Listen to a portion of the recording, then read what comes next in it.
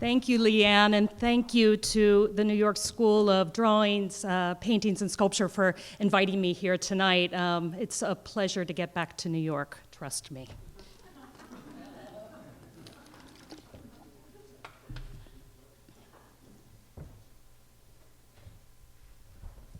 My talk tonight is largely drawn from a case study in my forthcoming book on the graphic eloquence of the early 17th century Flemish artist Peter Paul Rubens that will be published this summer. This larger project situates Rubens's early graphic practice in light of his dual commitments to disegno as the formal and conceptual foundations of painting, and to the classical value of eloquence, particularly as expressed by his early philosophical mentor, the Leuven philologist Justus Lipisus. This well-known group portrait from 1611 shows the Senecan-inspired Lipsius at right and a standing Rubens at left, seated around a table of humanist learning, with Rubens's brother Philip and their friend Jan Vivarius. Above them towers a classical bust, then believed to be the circle's classical guide, the Roman Stoic Seneca the Younger. Testifying to Rubens's commitment to artistic eloquence, he placed sculptures of the so-called Hermathena, Mercury and Minerva, representing eloquence and wisdom, atop his garden screen in the Antwerp palazzo he built after returning from Italy in 1609. In this 1684 print, Mercury's wings are placed atop his head at left to signal the role of the intellect in eloquent expression. Minerva, or wisdom, holds a painter's palette, certainly a metaphor for Rubens's own art, in her left hand. As this later drawing also illustrates, Rubens particularly associated Lipsius with eloquence. His portrait, destined for the title page for the 1637 edition of Lipsius's Complete Works of Seneca, seen at right, is topped by the fire of the intellect and Mercury's winged hat. For Lipsius and Rubens after him, eloquent expression involved joining the most erudite content to the least form, and expressing often multivalent meanings through an eclectic approach to imitating conceptually rich models. It also involved evoking what literary theorist Marc Fumaroli has called the style of a thought. In his highly influential treatise, the Epistolica Institutio, Lipsius briefly laid out some of his strategies for eloquence, particularly in the newly revived art of informal letter writing. This was an activity I demonstrate elsewhere, was a direct cognate in Rubens's circle to the practice of drawing. These rhetorical strategies included selecting an eclectic range of appropriate models of inspiration, a flexible generative approach to style, and a brief or laconic manner. Many of Rubens's and Lipsius's actual letters bear these values out, as do many drawings from Rubens's early oeuvre. Rubens also incorporated some of these ideas into his short treatise on the imitation of antique statuary, penned in 1602 in Rome. In it, he expressed concerns about imitating, but not merely copying, an eclectic range of classical models and capturing their underlying intelligence and robust meanings more than their superficial looks. Tonight, I will focus on just one drawing, savoring it as I believe Rubens meant it to be, slowly and with a careful eye tuned to unearthing its sometimes veiled meanings and pregnant possibilities. For the proof of Rubens's commitments to eloquence, I believe, resides directly in the pudding, in the drawings themselves. As we will see, this case study will offer a powerful argument for a new Lipsian-inspired Senecan identity for the classical tragic protagonist Medea, and moreover, for some of the artistic values he most treasured. To unravel what lies beneath the drawing's surface, though, requires mining it for all that it contains. Around 1600 to 1604, when Rubens most closely followed the philosophical leads of Seneca and Lipsius, he executed a sheet of full impartial pen and ink studies of a female figure carrying lifeless children on an otherwise mostly barren sheet of white laid paper. Formerly in the collection of the Duke of Devonshire at Chatsworth, and now in the Getty Museum, the sheet has long been seen as the verso of a two-sided drawing that also includes the Studies for the Last Supper, executed in the same iron gall ink. Like its obverse, the Getty drawing is striking for its visual immediacy and expressive power. characterized by a bold, abbreviated drawing style and pained subjects that demand viewer attention. The drawing appears, as one scholar has argued of Senecan-inspired tragedy in Rubens's day, quote, almost colloquial in its simplicity and extreme directness, end quote.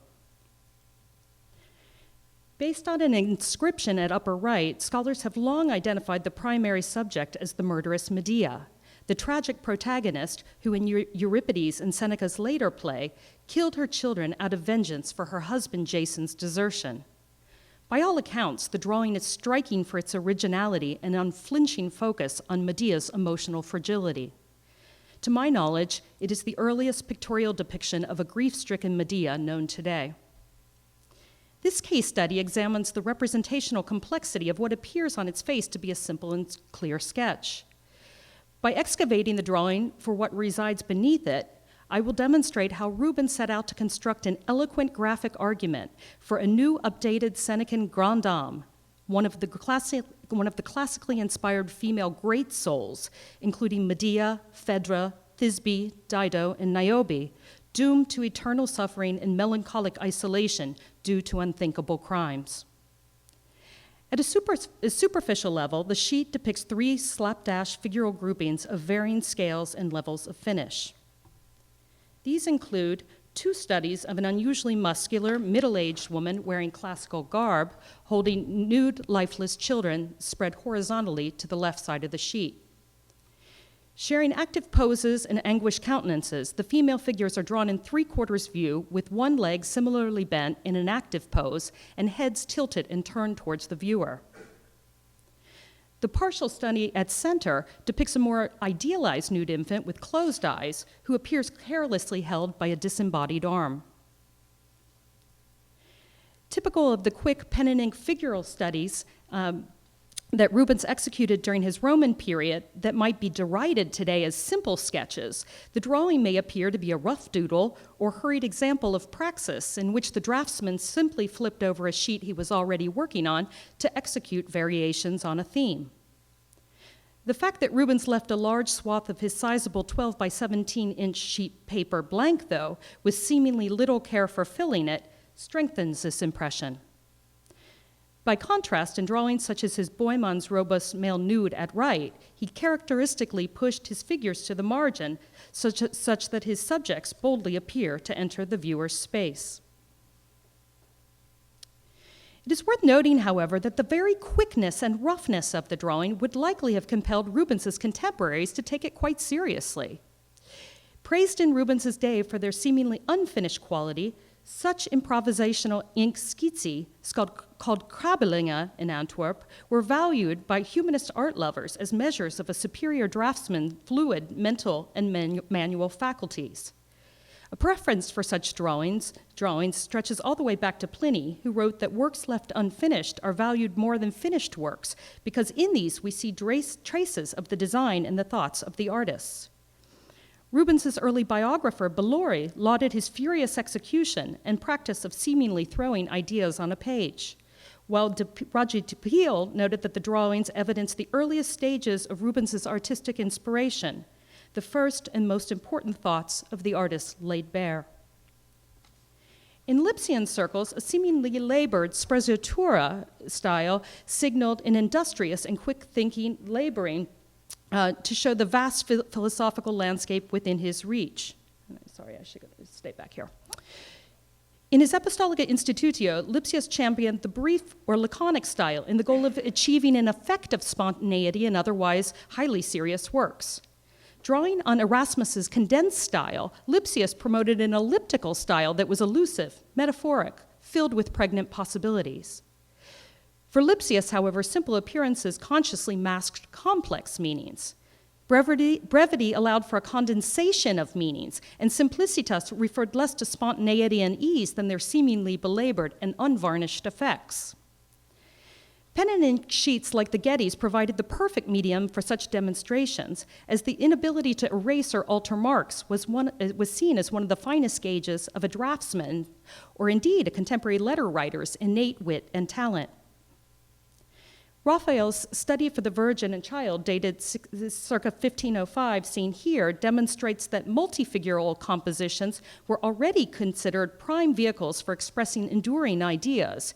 Here, the love and intimacy of mother and child, and the breadth and rapidity of a humanist artist's intellect and following hand. Improvisational to some extent, Raphael was actively thinking through the practice of drawing. Wholly indebted to Raphael's tradition, Rubens's Getty sheet betrays an even more graphic deliberation, expressed in what seems to be a flash of calculated spontaneity. His manner appears slower, less fluid, and more labored than Raphael's style, and ultimately subject to his own intellectual filter. The crucial difference resides in Rubens's more deliberate, self-emulative approach. For example, the Getty grouping at far right likely represents a loose translation of the sketch at left. Standing on what seems to be the same implied ground line, both full-length figures point in the same direction and share similar countenances and bodily positions. Yet they are also stylistically quite different. The figure at left crafted in a far slower, more elaborated manner than the abstracted, quick contour at right. Medea's dead children also sound close imitative notes. All hang by a single arm and have highly segmented torsos and twisting bodies. Transformations are evident here too, though. For instance, the middle fragment echoes, but does not replicate the gracefully hanging child beside it at its left. This suggests Rubens quite literally twisted his own idea. In distilled fashion, the fragment at center emphasizes a telling detail made explicit in the two full-length figures, the actions of an unnatural woman who does not properly care for her young. As we already see, Rubens's eloquence resides in the translation of prior models, often his own, and in the economy and expressive clarity of a well-drawn idea.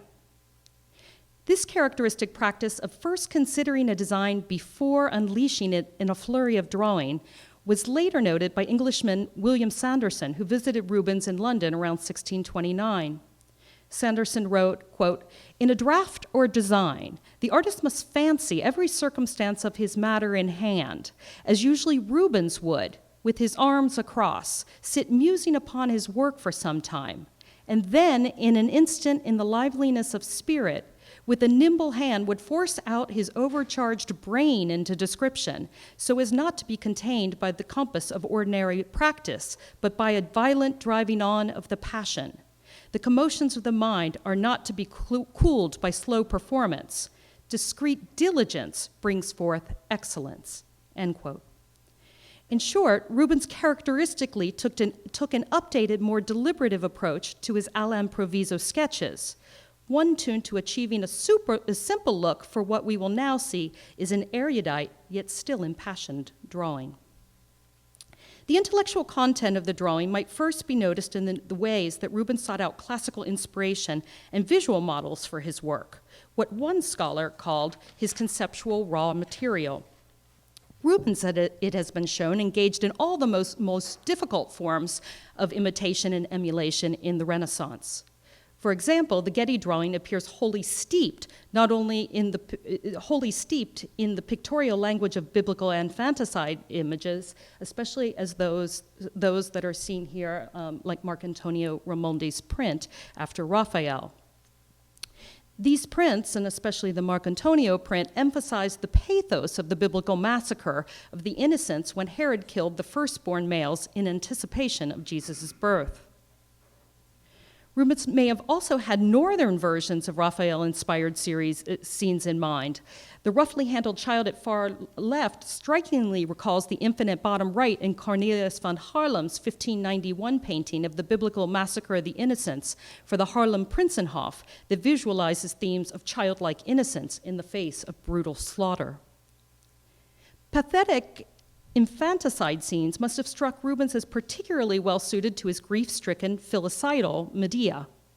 Pictorial typing, or the use of thematically overlying hybrid imagery, stands as one of the lifelong hallmarks of Rubens's artistic practice. Paintings that borrow the idea of the wailing, grieving woman such as his Massacre of the Innocents from 1637 at top, and his black-clad figure of the grieving Europa in his Pity Palace Horrors of War below, show how he flexibly reused his ideas in new contexts. Indeed, it is wholly possible, I think, that Rubens had the Getty Medea in mind or in sight when painting his own Massacre and Horrors over 3 decades later. Impassioned subjects like these also have held clear rhetorical value for the artist. According to Franciscus Junius, there were only 2 reasons for the arousal of the passions: to move the spectator of tragedy to one of 2 cathartic emotions, pity or hatred. In this case, it seems, Rubens hoped to elicit a bit of both. Notice that the figure dangling the dead children at left is not the Roman soldier as in Cornelius's Massacre, but rather their cruel mother. This goes to say that Rubens's Medea represents a conflation of 2 primary figures in the biblical Massacre, the grieving mother and the murderous soldier. Avoiding the overt violence of the massacre scene allowed Rubens to retain sharper focus on Medea's human grief, even as one pictorial cue, a tiny, easily overlooked stake protruding here from the child's torso at left, provides the only hint to her murderous identity. At one level, it seems Rubens invoked the raw material of the massacre because it simultaneously allowed him to communicate 2 sides for his Medea, both found in Seneca's play. That is, explicitly, the pitiable grieving mother, and implicitly, the hated filicidal murderess. At this juncture, it is worth saying more about Rubens's interest in Seneca and his choice of Medea as the subject of his drawing. Rubens's interest in Seneca was by all accounts deep and lifelong. One contemporary described him having Seneca read out loud to him while he painted later in life. However, his earliest interests in the Stoic go back to when he was a pupil in the Antwerp studio of Lipsius's friend, the erudite painter Otto van Veen. In Rubens's milieu, to know Lipsius was to know Seneca, and vice versa. The Neo-Stoic Lipsius, a friend of Van Veen's and Philip Rubens's close mentor, provided the most important conduit for Rubens's early engagement with Seneca's works, including Medea. Rubens owned not 1 but 2 versions of Lipsius's complete works of Seneca, both published in Antwerp. These included a first 1605 Plantin Moretus edition, which Rubens owned in his personal library, and the later 1637 edition for which Rubens designed the title page. While Lipsius did not include Senecan tragedies in this edition, it is clear he considered Medea the Latin Stoics' possibly only and therefore most important play.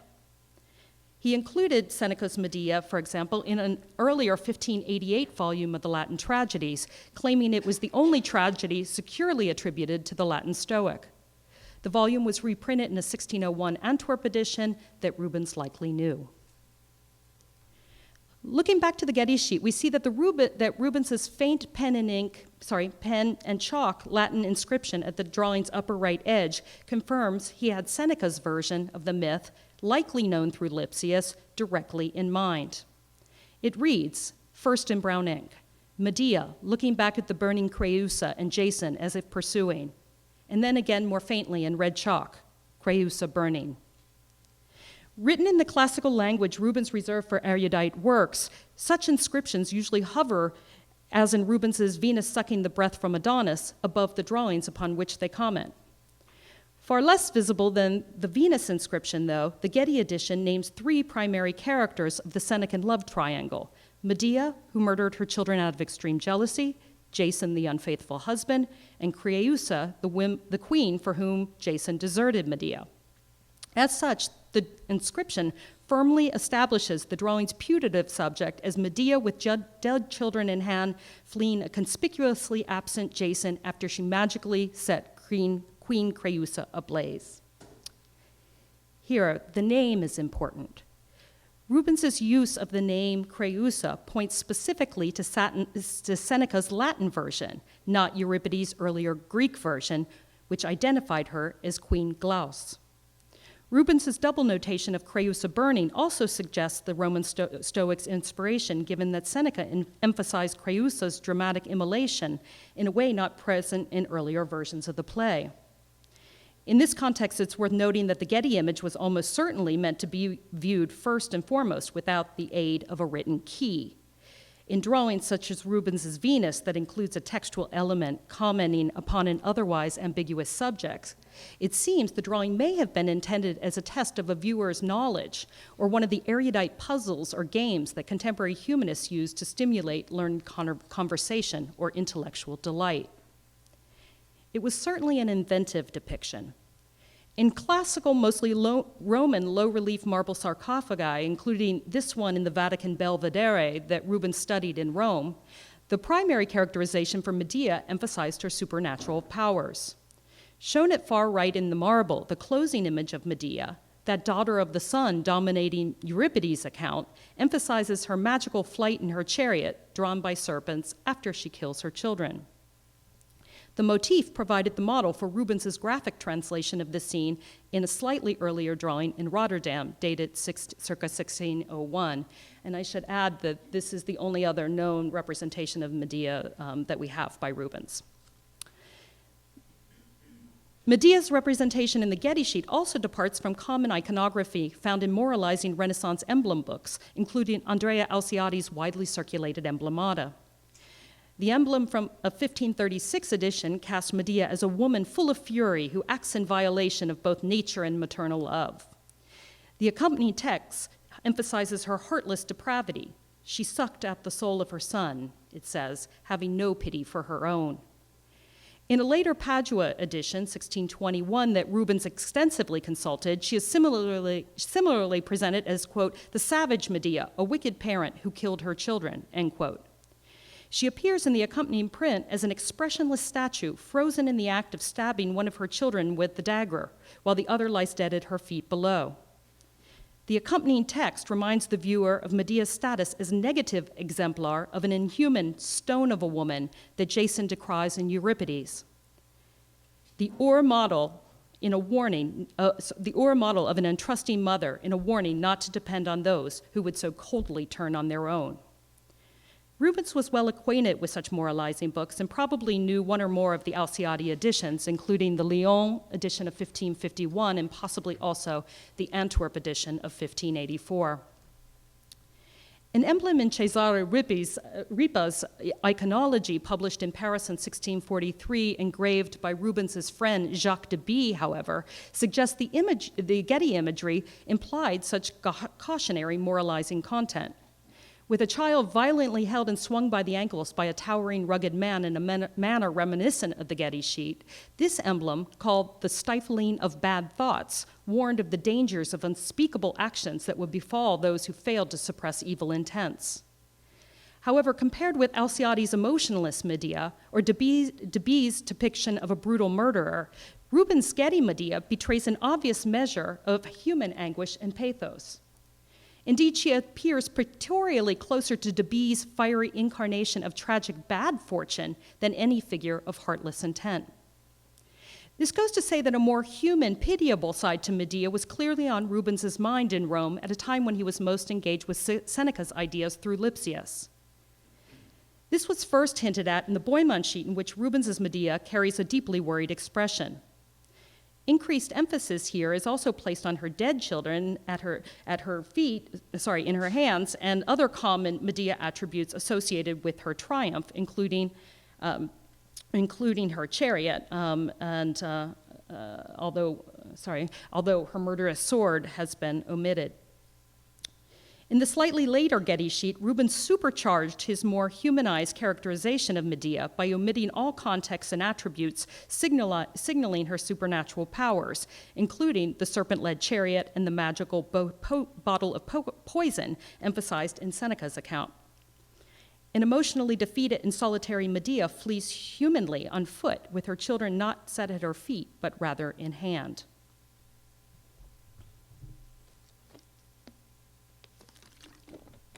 To account for this strikingly inventive iconography, we must again return to Seneca, whose Latin play emphasized Medea's essential humanity, however flawed. While acknowledging her divine combustible side, Seneca also presented Medea as a pitiable demi-human whose actions were driven by extreme emotions. By Seneca's account, a wholly alert Medea, acting outside of reason, was pushed to unthinkable deeds because she let her otherwise admirable love for Jason, the so-called Senecan love furor, turn to extreme jealousy. Presented in Senecan tragedy as a solitary liminal figure, often on the stage and operating beyond the margins of control and civilization, she offered a tragic stoic warning against the dangerous loss of self-control. Seneca wrote in his Natural Questions in a way that seems to reflect this. He wrote, quote, "We suffer at times from self-love, at times from self-weariness. Now we inflate our unhappy soul with pride. Now we torture it with desire. And what is most pitiful of all, we are never alone with ourselves." Such ideas, I think, are borne out in other independent drawings from Rubens's Roman period inspired by Seneca, including his Death of Dido, circa 1600, the Paris studies of the suicide of Dido or Thisbe, and a study of the grieving Niobe in Moscow at bottom right. Like the Getty sheet, these sheets depict impassioned yet isolated female great souls inspired by Seneca. Similar to the Latin dramatist who embraced brevity and avoided proper names in his own Medea to heighten the play's difficulty for the audience, Rubens executed all of his figures in abstracted, generalizing ways which made the viewer work hard to recognize them. Rubens's vague narrative content also plays a contributing role in emphasizing the drama of Medea's frenetic flight. Marked by an active bodily comportment with knees bent, toe raised, and hair streaming, this Medea is designed to move, not in a magic chariot, but now quite inventively of her own volition. Her self-propelled movement is further reinforced when the sketches are viewed from right to left as serialized manifestations of the same figure in rapid motion across the page. Enabled through modal shifts, the loosely and more faintly drawn grouping at right appears as an abstracted blur, graphically embodying the perceptual condition typical of viewing a body in motion. This approach recalls Rubens's best pupil Anthony van Dyck's drawing that depicts Adam and Eve expelled from the Garden of Eden as if frantically running from an equally implied and threatening force. Almost certainly inspired by Leonardo's earlier serialized studies of motion, stylistic distinctions in the Getty drawing might also be reconciled as changes in the figure's position, speed, and even emotional condition. In other early mythologies, Rubens evoked psychological content, as this red chalk drawing in which a melancholic Hercules, inspired by the Hellenistic sculpture in the Farnese Palace, heavily prods along. By contrast, the fast-paced Getty Medea shows as Euripides' chorus exclaim, Medea's grief, quote, charging powerfully forward, end quote. In this narrative reading, the more slowly drawn stilled grouping at left in the Getty sheet might also be understood as the action's narrative conclusion, its pictorial period. Further highlighting Rubens' dramatic and even rhetorical intent, the accompanying inscription further suggests the scene was meant to be imagined as occurring concurrently in the present before the viewer's very eyes. Using present participle verbs, Rubens emphasized the simultaneity of three actions, only one of which is actually alluded in the drawing: Medea looking back, Jason pursuing, Creusa burning. Here, Rubens invoked three dramatically charged inventive moments inspired by the classical myth and then distilled them in a characteristically Senecan way to their most crucial elements: character plus action. As in contemporary Attic French stagings of Senecan theater inspired by Lipsius, the viewer is essentially plunged into the middle of the most emotionally charged point in the tragedy, here imagined by Rubens himself in Medias Res. When viewed narratively, the drawing thus stands as the distillation of one continuous supercharged action, a dramatic crescendo capped by Medea's pitiable appeal to the viewer, positioned as the pursuing Jason himself.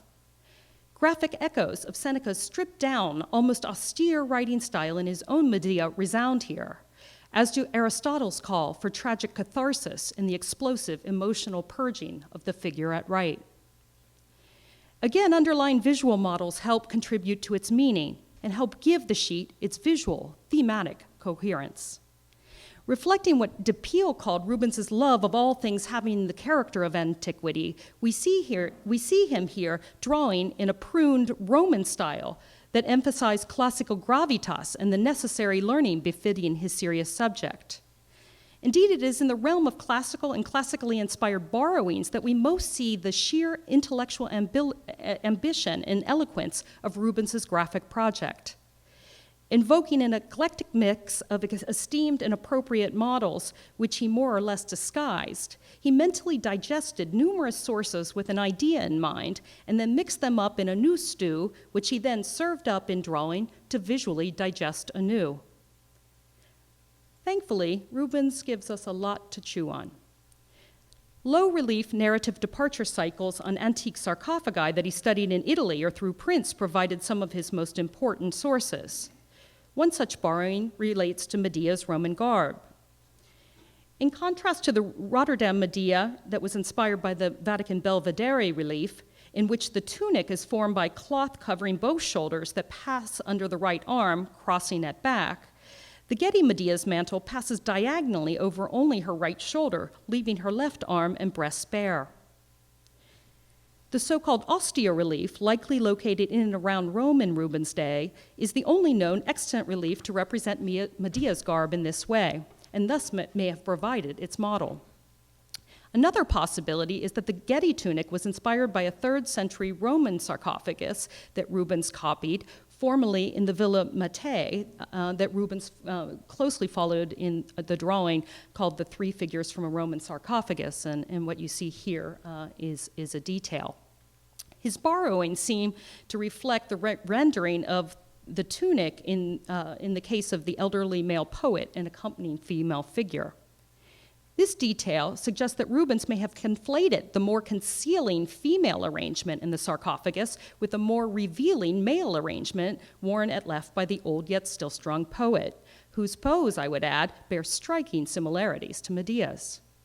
Far from being an easy classical reference, then, the tunic shows how Rubens sought out unusual models and recontextualized classical motifs to new ends. In this case, the classical tunic may also have contributed to Medea's characterization as an unusually strong and unnatural mother. At the very least, it would have begged identification by discriminating viewers. The repeated motif of the hanging child is also grounded in a particular classical source, the low-relief Roman sarcophagus depicting the dying children of Niobe that Rubens must have studied during his visits to the Villa Borghese around 1607. The now degraded classical motif is illustrated alongside Richard Brilliant's helpful line drawing of a related scene. So he's drawing a slightly different version of the same sarcophagus. Looking to its idea as much as its form, Rubens used it to evoke another mythological child killed mercilessly due to maternal arrogance. Inspired by Ovid's Metamorphoses, the cycle depicts 2 dying Niobids which bear relevance to the Getty children. These include a prominent suspended figure of a young male nude with lengthy Antonine proportions, whose left arm dangles from a horse's bridle near the center of the composition, and a second figure located above, depicting a lithe nude whose arm and head drop lifelessly in parallel. With the Villa Borghese figure in mind, Rubens spatially shifted the central child so that it more squarely faces the viewer. He also reversed the arm by which the child hangs, replacing the horse's bridle with a disembodied arm, and altered the child's proportions to reflect those of a Raphaelesque chubby infant rather than a young adolescent. Through these carefully chosen moments of emulation and then self-emulation, he revived the classical theme of the helpless demise of innocence by a murderous mother. These include the figure's childlike proportions, signaling youth, nudity, their innocence, the outstretched arm by which they hang, evoking helplessness and carelessness, and the parallel configuration of the figure's dropping head and arm, lifelessness. The motif of the children's dropped heads and hanging arms, also known through Michelangelo's and Titian's designs, metaphorically unite them with other figures in Rubens's of, expressing themes of utter helplessness or bodily sacrifice. These include the emasculated Samson, seen here in a 1609 painting in the Antwerp Rocock House, and perhaps more poignantly, the Sacrificed Christ in the Antwerp Deposition, dated 1612-14. The formal correspondences between the Getty child and Christ's body, especially seen in Christ's bent leg, the lines of his neck and shoulder, the angle of his head, and the grasp of his arm, suggest that Rubens kept the Getty figures in sight or in mind when conceiving his altarpiece back in Antwerp. Paradoxically, the central study in the Getty sheet also points to Rubens's desire to disguise and enliven his models while still lending them the sculptural flavor of antiquity. Its rendering betrays carefully applied softened shadows and internal contours that both elaborate important bodily features, such as the breast and stomach, while evoking the weight and smooth pliancy of an infant's body. With individual bending toes and curly head of hair, the figure shows the lengths to which Rubens would go to update his classical models along the enlivening lines he expressed in his imitation treatise in Italy. Invoking a Quintilian-inspired interest in creating living beings out of cold, dead materials, here classical marble, Rubens enlivened his dead child, paradoxically, providing a graphic demonstration of his superior godlike capacity to resuscitate even inanimate stone. Isolated and reduced to a fragment, the child hangs much like a classical Latin quotation set in a larger vernacular text, a mise-en-page, aptly conferring graphic gravitas on a tragic subject. Style also plays an important role in the sheet's appropriately all'antica character. In the painting of the ancients, Junius again offered advice, this time to evoke the appearance of low relief in leaf sculpture in drawing. This included using the white of the page to indicate areas of highest relief, surrounded by areas of deep hatching. Drawing in a characteristic style that might have inspired Junius, Rubens executed the central child in a descriptive archaeological mode he often invoked when copying classically inspired bas-relief. As in Rubens's detail after Michelangelo's marble Battle of the Anghiari, shown here, he used strong contours, heavy attached shadows, and gentle, carefully positioned interior cross-hatching. In the context of the white paper, this creates the illusion of graphic salience, figural density, and the dead, chilly weight of his marble referent. Ultimately, this sculptural fragment was likely meant to appeal to the intellect, as did classical statuary, like the Belvedere torso, absent important limbs, was thought in early modern circles to incite the memory and imagination to reconstruct the sculptural whole. Moving to the Medea at right, we also see that it owes a profound debt to a particularly apt classical model. This time, the Maenads, the murderous Dionysian women responsible for killing Orpheus. Like the Getty Medea, they were often depicted in a state of ecstatic murderous frenzy in antiquity, or alternatively as more gentle female bacchantes. Rubens, like Seneca, must have viewed the Maenad as particularly rich for his Medea. Seneca, after all, called the tragic heroine a cruel Maenad in his own play. Moreover, murderous intent, what Seneca called Medea's impotent fury, and frenzied movement were at both figures' conceptual cores. A classical Maenad relief type, seen here in a Roman copy after a Greek original, depicts the savage Maenads dancing ecstatically while carelessly holding their animal kills by the legs. Their grasp recalls Medea's holding of her dead children by the ankles, as if by dead meat, by the wrists, as if like dead meat. Evidence suggests Rubens may also have had one of his own Maenad designs inspired by a Renaissance print in mind. A copy of this design is seen in the 18th century engraving after the original from one of Rubens's early pocketbook studies from his Roman period. In both designs, Rubens exploited the potential of long curved contours to function as indications of bodily form, clothing, and movement. In a potent inversion, though, Rubens replaced the gentle arabesques of the swaying Maenad's gown that captured the grace and slow movement of her dance with quickly scratched, more angular contours that communicate the desperate haste of Medea's frenzied flight. This self-emulative and ultimately functional approach to style points to one way Rubens transformed the forms and meanings of his own models into new contexts. Like Erasmus and Lipsius, Rubens clearly valued the rhetorical potential of stylistic distinctions and well-disposed grammars of drawing to generate meaning when coherently placed in certain orders, configurations, or contexts. In this context, it is worth finally revisiting the Medea that by Rubens's invention runs on foot. Yet again inspired by the Vatican Belvedere relief, he selected the central figure of Creusa fleeing frantically on foot and not the supernatural Medea departing in her magic chariot as his model. This would have been a notably effective choice for classical funerary sculpture designed to memorialize women who met a wrongful or untimely demise, like Creusa, usually focused on Creusa instead of Medea.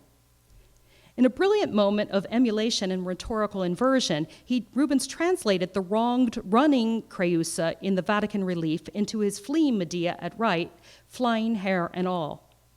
The conceptual effect is that by association with the model, it contributes to Medea's Senecan demi-human characterization as a flawed and pitiable woman wronged by Jason's infidelity. By a similar process of translation and association, the Getty figure at left also recalls the closing figure of Medea at right in the relief.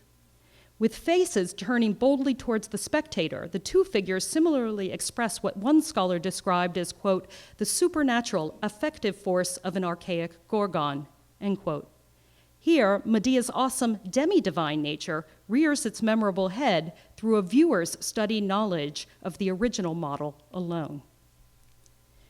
More updated Renaissance works also contributed to this construction of the updated Senecan great soul.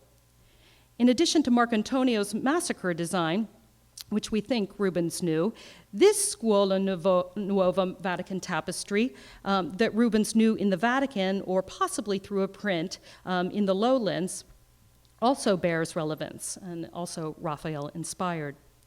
The borrowings here are especially striking, down to the highly modeled segmented bodies for the children, the articulated torsos, the widely spaced rounded toes, the open mouths.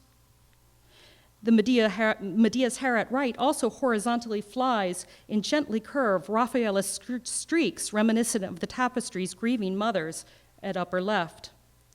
Unlike, and I'm sorry, I'm on the wrong image there, sorry. I'll have to stay on that one for a second, sorry.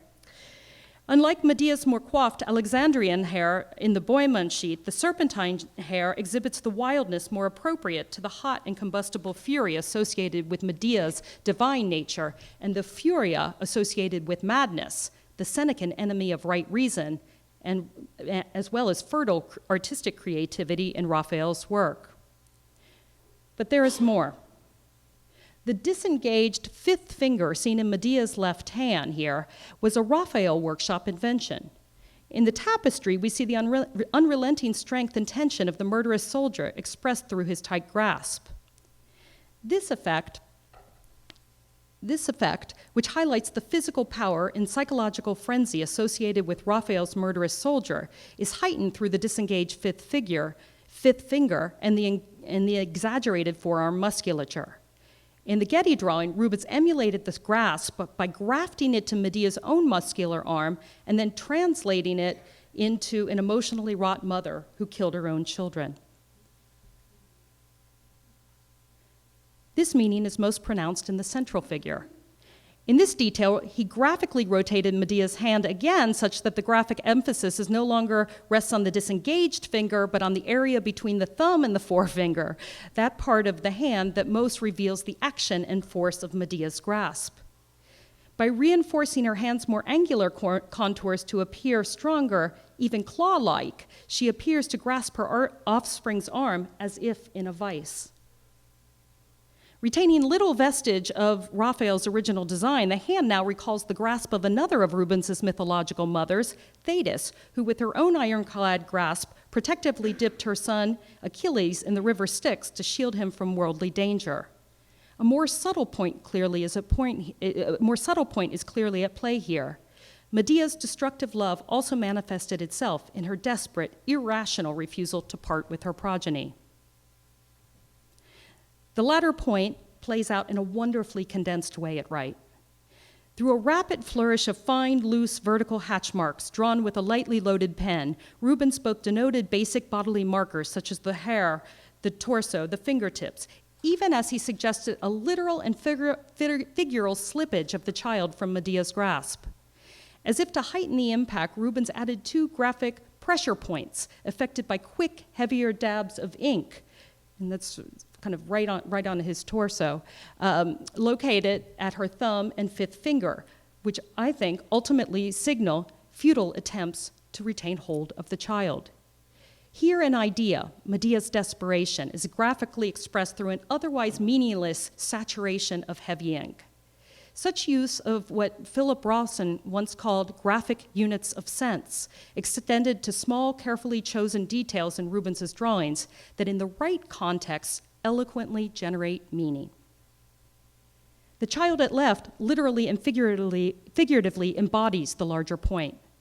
Through a thick, almost visually incomprehensible web of deep shared contours, close hatching, and shading, he graphically united Medea's arm and the child's body, making it her figurative right arm. For this effect, he almost certainly again looked to Leonardo. In this detail of the large-scale cartoon in the British Museum of the Virgin Child and St. Anne, Leonardo applied shared contours uniting the Virgin's right arm with Jesus' body to graphically signify maternal connection and familial intimacy. Contrary to Leonardo's example, though, Rubens' shared contours create a deformed, upside-down appendage emerging directly from Medea's body. A perversion, I think, of Rubens' idealizing model that both evokes and displaces Medea's maternal monstrosity. Such splayed upside-down figures, especially with similarly contorted shoulder joints, as in his later Icarus oil sketch, held a very particular meaning in Rubens's neo-Stoic-inspired oeuvre, signaling an extreme lack of control wrought by irrational decisions. In neo-Stoic circles, they almost certainly evoke an uncontrolled world turned literally topsy-turvy. What all this amounts to is Rubens's eloquent construction of a new and updated Medea that takes Seneca and Lipsian neo-Stoic values as its guide. According to Mark Fumaroli, early 17th century Northern Attic dramatists inspired by Lipsius characterized the great souls by their similar states of psychological and physical estrangement, as figures expressing an admirable pathology. Presented in new editions, they were no longer presented as individuals, but as general pitiable types of one or more irrational passions leading to the protagonist's downfalls. This so-called melancholic mode, or the interest in all forms of sadness and malaise of the soul, characterized by moral and psychological suffering, especially manifested itself in literary and artistic forms in Northern Europe at the turn of the 17th century. Rubens seems to have been the first to translate these ideas into the visual sphere in drawing. Quickly comparing the Getty sheet to the Louvre study for the suicide of Dido or Thisbe, we see modern Senecan themes of isolation, psychological detachment, eternal torment at work in both. Removing his figures from narrative contexts and robbing them of common attributes, much as French classical dramatists excluded conventional narrative context for their grand dame, he highlighted their unending isolation. In new stages of Seneca, scenography was often manipulated to elicit themes of loneliness, much as Seneca used what one author called a stripped-down, even grudging scenography in his own play. In new Senecan productions, Medea is often presented as if in total solitude, having only herself to rely on. These revived dramas emphasize the metaphorical, eternal circulation of the tragic protagonist's troubled souls. In both the Getty and Louvre sheets, these modern great souls are graphically locked in torment.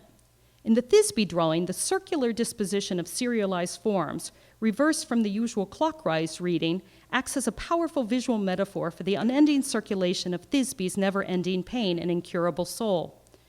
Like Seneca, who repeated phrases to suggest extreme shows of emotion, with the frenzied Medea rushing about, flushing, shouting, weeping, Rubens offered figural repetition and a rough, jerky style to evoke the frenetic state.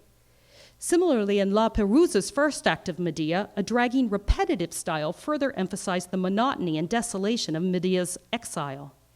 At another juncture, La Pérouse alluded to her furor or mania by writing at appropriate moments in a similarly jerky and rapid style.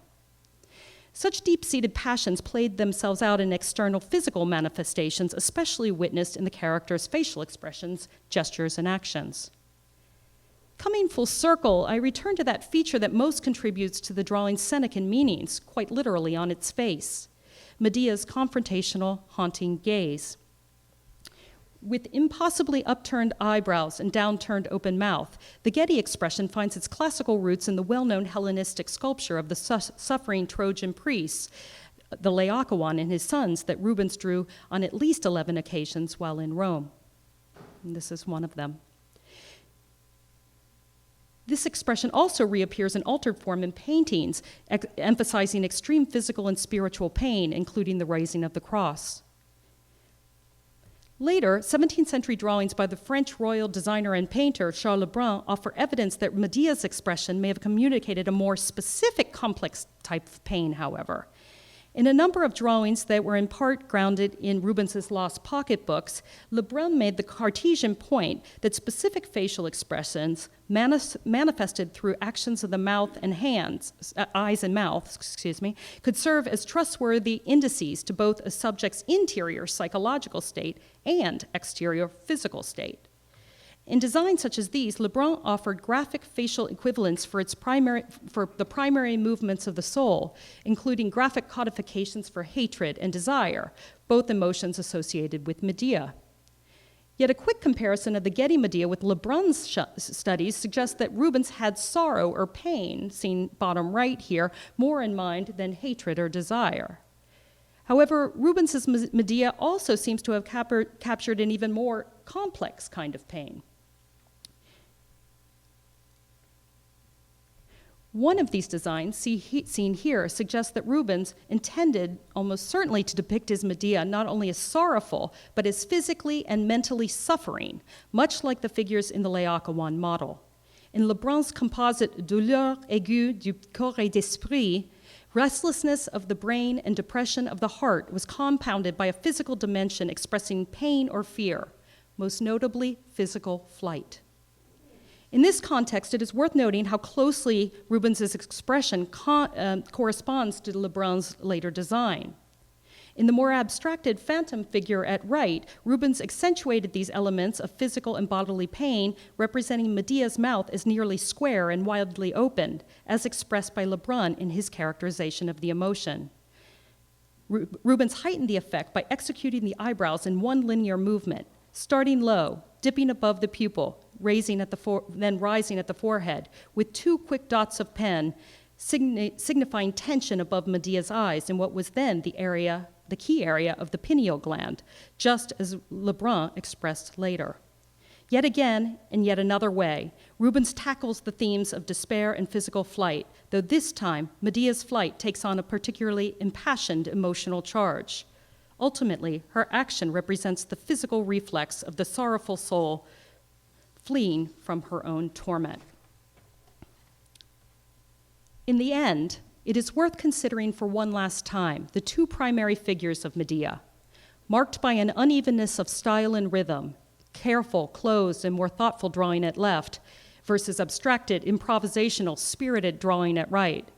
The stylistic dissimilarity of the two figures creates much of the pleasure, interest, and effect of the drawing.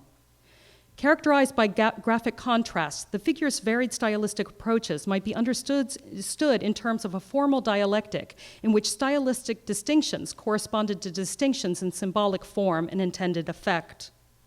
Here, he captured aspects of Medea's complex Senecan demi-human, demi-divine nature side by side. Filled with self-realization of the consequences of her action, the Medea at left exhibits a relatively slow, more deliberative style of drawing than the figure at right. This image appears as one of relative restraint and habitude, the marks of an actively thinking and self-conscious artist. Not coincidentally, they were also the stylistic features most associated in Rubens's day with reasoned and judicious drawing, good mnemonic recall and a selective and restrained utilization of excellent models. By contrast, at right, Medea explodes in an abstracted Senecan love furor that shows pent-up energy and passion cathartically released in one furious moment of draftsmanship. In a quick graphic flurry that brings to mind Lipsius's notion of brevitas as condensation of meaning through laconic form, and simplicitas as less spontaneity than the effect of spontaneity, Rubens's abstracted figure stylistically evokes her pitiable Senecan dual identity, bursting forth and psychologically unraveled by fate. In this context, her abstracted phantom form stands as the distilled graphic analog for verbal abstractions that dominated Stoic preferences for Medea's spirit, including pain, furor, and indeed, animus. It is an idea emanating from Rubens's overcharged brain, expelled on paper in an instant with a liveliness and passion of spirit that certainly could not be contained within ordinary practice. In the end, the Medea figure at right stands as an aptly drawn metaphor of Rubens' own impassioned musings, his striking graphic originality, and ultimately his success in eloquently marrying form to content. Like Lipsius's literary all'improviso spectacles of eloquence, this hot and spirited figure becomes the graphic manifestation of the notions of irrationality, fear, and psychological flight, those neo-Stoic enemies of reason, constancy, and moderation, set in a form and style that embodied the message. Evidencing Lipsius's propensity for apparent simplicity, as well as a disdain for graphic rewriting, the Medea shows Rubens freely indulging in his own impassioned ideas and the liberating practice of drawing. As in Lipsius's brief style, he prompted the viewer, absent or regarded as absent, to meditate on its content, with everything resting on the quality and pregnancy of his signs. While Rubens' primary challenge in the drawing thus ultimately seems to how to represent a new moralizing great soul that would both teach and please, perhaps his primary success, I believe, lies in the construction of a graphic metaphor for those artistic values he most treasured. These include sprezzatura drawing, appreciated as seemingly easy, spirited spectacles of eloquence, the judicious use of a range of forms, and affecting the impression of ease by quickly demonstrating exceptionally complex ideas in a rough and elliptical manner. Surprisingly spontaneous, yet highly diligent. The drawing provides evidence that Rubens indeed sought to be that eloquent artificer whom his friend Franciscus Junius wrote, revelatory of the artist's deep engagement with antiquity, the dangers of the passions, and the pleasures of drawing, and a test of a connoisseur's ability to discern its sources and meanings.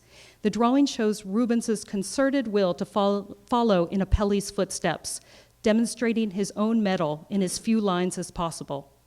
In the end, his talents lay in his capacity to represent not only his erudite themes in an eloquent manner, but also in his striking ability to do this in what appears to be the most unlikely of places.